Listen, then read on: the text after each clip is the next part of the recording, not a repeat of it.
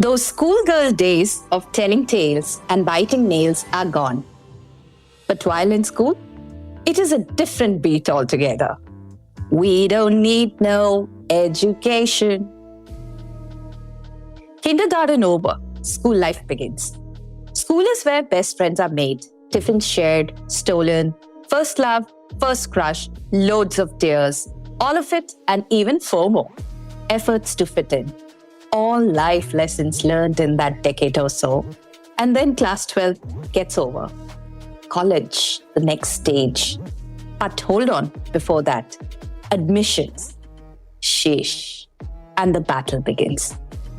Hours and hours of Google searches, filling up forms, mom, dad, grandpa, grandma, just the entire fam chasing the timeline of admission forms, important dates. Yeah, we are talking about class 12 students and the scene back home. Dude, life is tough for the Gen Zs. Adding to that, hiring slowdown. It is turning into a nightmare, especially for the final year students. In any normal year, students at most top league colleges would land up with lucrative job offers. But this year, things are not so cool. Even the most coveted colleges, IITs, IIMs, back home, top colleges abroad, are finding it tough to get lucrative offers for their students. Number of recruiters are down, offers are down, and so are the overall packages. 2024 is a killer. Options? Either take up colleges back home, government, private, or fly abroad for graduating with a foreign degree. Wherever you go, it is just the same. Even among the foreign countries, Canada, which is a favorite of Indian students, has put a 2-year cap on intake of overseas students. And so comes another blow. We were hoping to get good placements as usual, but there aren't any companies coming in. While there are numerous internship opportunities available, the overall job placement scenario is currently challenging. We are very, very anxious and very overwhelmed with the situation because we have taken so much of loan and we have come to study in these prestigious universities. Even students with a STEM degree are unable to find any recruitment. This is happening for the first time. I'm a bit concerned about the job prospects as well. 80% of the students are left this year without job, even though we have floated our CVs across companies. It's very hard to be recruited.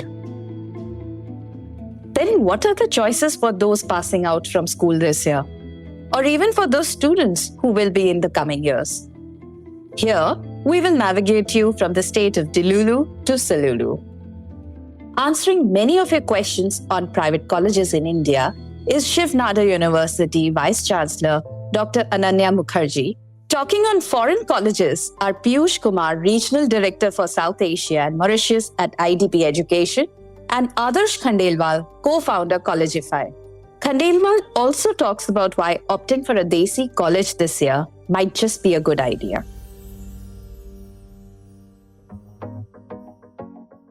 I am Prachi Verma, your host, and you're listening to Mission Admission on the Morning Brief.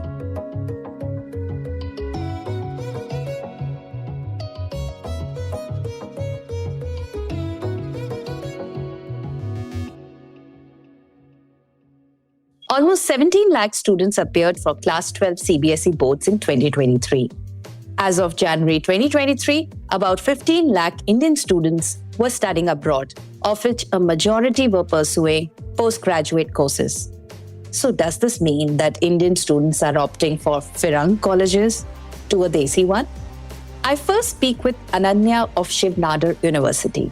Here she elucidates the benefits of joining a private college and how it stands out, especially in a tough job market like this.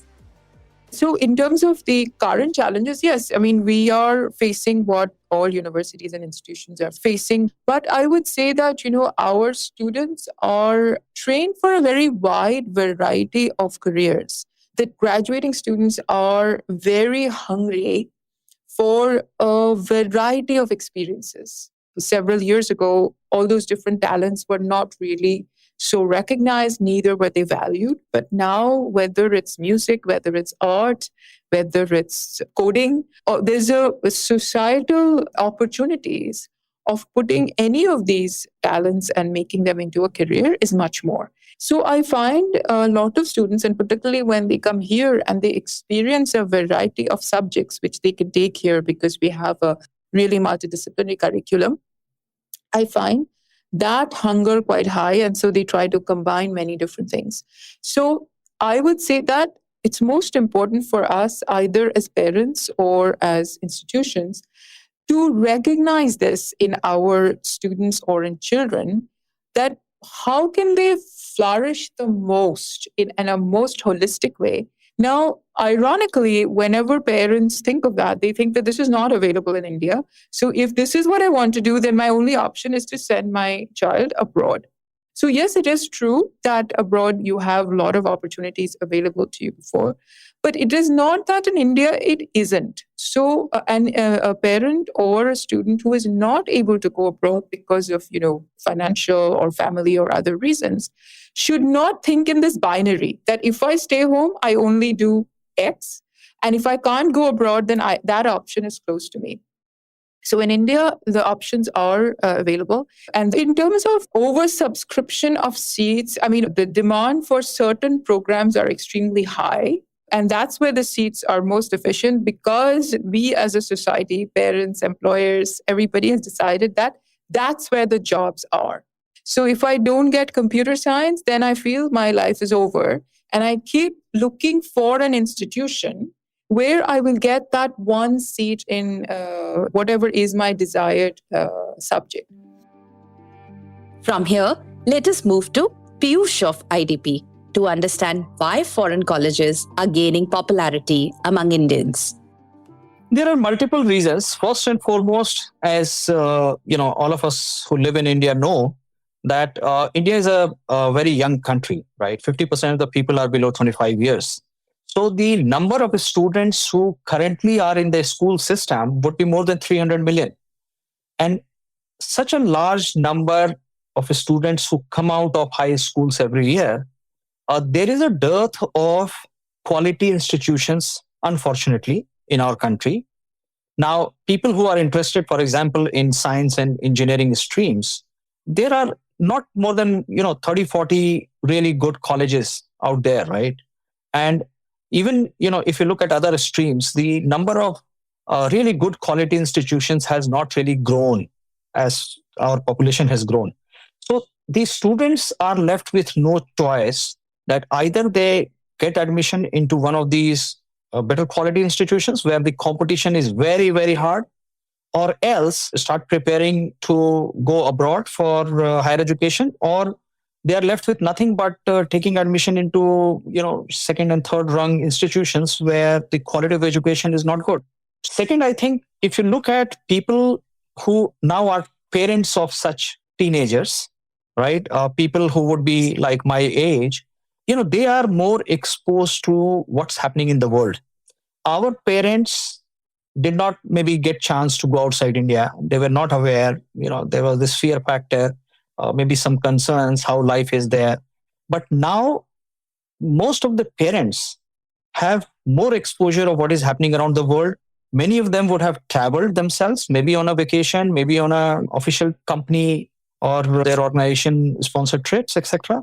So they are more aware, they are more comfortable, and hence more open that their kids, if they want to go abroad, they are open to send them. So these two, I would say, is the primary reason. And obviously, third would be that as the Indian economy grows, the per capita income definitely is growing, right? And people can afford to send their kids abroad. Getting bank loans, etc., are easy. So now it's not that big a deal if someone is studying abroad. I mean, even if you compare some of the fee with some of the private institutions, there would not be too much of a difference. So why not send my child abroad where they can get complete global exposure, can become global citizens, can maybe get some work experience there, etc. and all. It's all very, very good for the overall development of the child. Piyush, what kind of foreign colleges are actually the Indian students choosing? And can we compare them with the top-notch institutes in India like IITs, IIMs, and the other private colleges? I would simply say, let's look at the rankings of these institutions, right? I mean, for example, one of the most popular rankings is called QS World Ranking. Now, if you look at the top 500 institutions, which is ranked by QS, there are only two Indian institutions which are part of that, right? Only two. Now, most of the kids who are going abroad are going to one of these top 500 QS ranked institutions. Let me give you a country wise breakup. So, for example, the students who go to Australia, almost 35 to 40% of them join the absolutely elite universities of Australia, which are called Group of Eight. And all these Group of Eight universities will be part of top 100 institutions in the world. Similarly, if you look at the UK, almost like more than half of the students would be going to Russell Group universities. Similarly, if you look at US, now US has 4,000 plus institutions.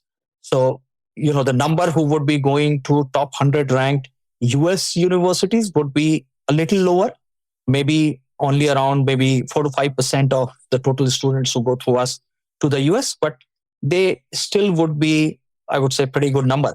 And again, in Canada also, the number of students who go to elite ones like University of Toronto or University of British Columbia would be on an average at least somewhere between 50 to 100 in every institution. Now, Okay. we also need to understand that if almost like 750,000 students are going from India to study abroad, not everyone is going to get admitted to top 100 universities, right? But even if they get admitted to one of the top 500 institutions in the world, that would represent top 1% or top 2% universities across the world. Let us come back home, back to India. To get an understanding of the geographical mix of students in private colleges, I asked Ananya, is Shivnata University attracting students only from the metros?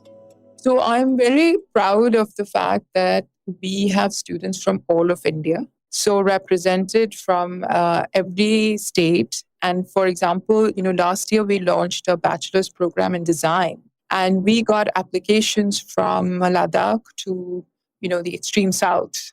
But then there are, big bulks of students. 48% of our students are now from Delhi NCR. And then the South is a very big component. From the South, we have especially a large contingent of engineering students. And then for the rest of the programs from all over India and from all kinds of schools, all kinds of backgrounds, in terms of also socioeconomic background, our graduating batch size is about 600 or so. We are a small university by design. Piyush, are only Indian students from big cities heading to foreign colleges? What is your take on this?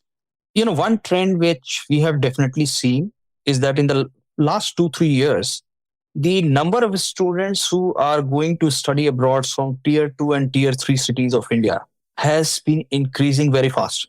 So earlier, maybe 5 years, 6 years back, a very large majority of the students who used to go abroad would be from tier 1 cities, maybe top 10, 15 cities of India. Now, a very significant proportion in the last 5 years has been coming out from tier 2 and tier 3 cities. So if you look at IDP education, 5, 6 years back, we used to have only about 18 offices in India, out of the top 10, 12 cities. Now we have 77 offices across 64 cities in India. Why? Because we see so much demand. And hence, we have been present in all these cities. So you can imagine in last 5, 6 years from 12 cities going to 64 cities, that would tell you that the students are really looking to go out and study abroad in institutions of their choice. I would easily say right now almost like 30-35% of the students would be from these tier 2, tier 3 cities. Some of the new cities where we really see students being very, very interested, for example, would be cities like, say, Trichy in Tamil Nadu, Vijayawada in Andhra Pradesh, Dehradun, cities like Guwahati. So these cities are really now sending a lot of students to study abroad. So this is a very, very clear trend. A good faculty attracts the best of students. No institute can do without top-of-the-class faculty. Ananya, what is the faculty-student ratio? So our overall student-faculty ratio is about 1:12. It differs between programs, but we try to keep it small and not go over, say, 1:20, because in some large mandatory courses, sometimes the faculty ratio is higher. But we try to make it up with all kinds of other mentoring and support to students. We have a very large portion of faculty which has training abroad.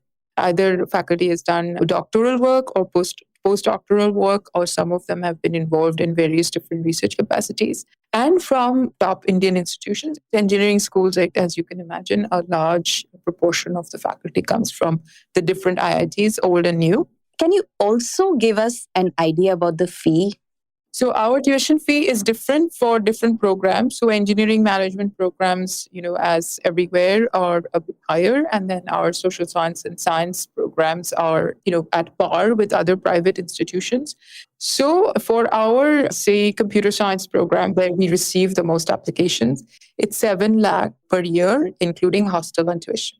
And in terms of the social sciences and the pure sciences, it is 4.5 lakhs, again, including tuition and living expenses.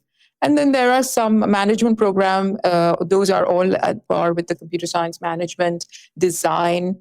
These programs cost a bit more. But the maximum we have is 7 lakhs. And then we have a whole range of programs around 4.5. Coming to you, Piyush, what is the fee structure for colleges abroad? Prachi, a lot of it depends on the country and the university which you're going to. Just to give you a brief idea, private universities are more costly than public universities. Similarly, studying in the US, UK, and maybe Australia would be costlier than maybe studying in Canada or studying in New Zealand. But if I have to give you a broad range, the tuition fee per year would range anywhere between 20,000 US dollars to maybe 75,000 US dollars. So this is what is the tuition fee. Apart from that, there are living expenses, which could be anywhere between $10,000 to $20,000 per year. Tuition fee and faculty are some factors while zeroing in on a college. Another important element is the course of choice. Let us hear from Ananya on the top picks this season. So maximum number in computer science, then followed closely by electrical engineering is very popular. There's our undergraduate management degree. So that, and then we have our economics program, and a program that has been quite recently launched is a joint program in economics and finance. So this is also proving to be very popular. Biotechnology, our BSc research program in biotechnology is also quite popular. Take a look at how well some graduates are doing from programs which you may not have thought has potential. So look at, in terms of our students who are going into the humanities and social sciences, or in different branches of engineering, in terms of the growth of infrastructure, there are 20 Mumbais to be built. So in a country like that, and where there are so many concerns about climate change and sustainability, parents alone cannot change the mindset, because parents do need to know that the children have a secure future. So society as a whole, we must come together to change the mindset. Very recently we had an industry summit, and I had many employers say that, we are looking at the talent which is kind of from non-traditional areas, and we are amazed at the kind of talent we see from a variety of disciplines, right? So as a society, we must get focused on nurturing talent, which is everywhere, and then thinking more broadly about application of that talent. So it's quite a balance, but the numbers reflect the overall trends. Computer science seems to be a favorite of Indian students. Piyush, what about the popular courses overseas? See, India as a country is crazy about STEM programs, which is science, technology, engineering, and maths. Almost 3/4 of the students who go out of India to various countries go for one of these programs. And the most popular program is related to computer science. as of now.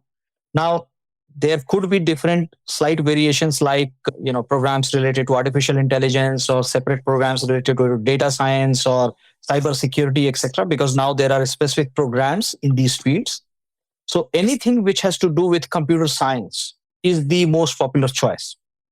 I remember reading a data 2 years back that 52% of the Indians who had applied to the US, 52% had applied for computer science related programs. And balance all programs were, in total 48%. So, we Indians are very fascinated by, technology and science related programs. Apart from that, business management is another area which is very, very popular. A lot of people go out for their MBAs, etc. and all. There are some new areas like, for example, healthcare. These are becoming very, very popular. Very recently, students have started going into sports management kind of programs also, which are very niche programs, but is attracting quite a large number of students. Ananya, you have been teaching at leading universities in Canada for several years. Can you give us the idea what is missing in the higher education space in India? There is a real demand-supply gap because we are an extremely aspirational society and we are an extremely young society. And for that, we need to create more educational institutions. But in the educational institutions that we do have, we need to create more access to quality. So now the quality gap is also very high, and that causes parents another level of anxiety that, yes, I'm getting my desired subject in another university, but will the quality of instruction, will it be that high? And the quality of instruction is very uneven, right? So how can we bridge some of that gap? That's where I can say, universities which have good quality may do things like faculty training program. This is something that we are very interested in, is that, how could we create more faculty training programs so that the overall quality of certain disciplines or, universities and institutions in general can be pulled up.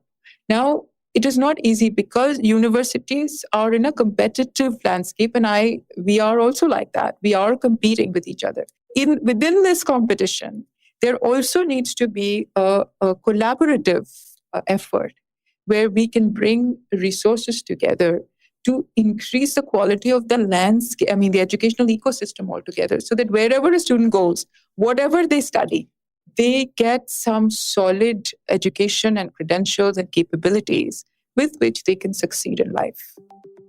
Indian higher education is evolving. Being a young country, India has produced many CEOs, founders, and top CXOs for a large number of global companies. And many of these have graduated from the Indian schools and colleges. I now move to Adarsh, who for the last 2 decades has been running Collegeify. His platform engages with at least 600 to 700 students every year to help them find seats in foreign colleges. A handful are now opting for Indian private colleges. So is there a reverse trend this year? He tells me more on this. This year, India is a good option if you are at least at an undergraduate level, unless something really meaningful works out. For example, you got into a really specialized degree, or you have made it into with a certain amount of scholarship at an undergraduate USA, which is, there is a list of scholarships you can look into from top schools. So be specific to your plan of action. Generally, we advise you to create a 10-year roadmap.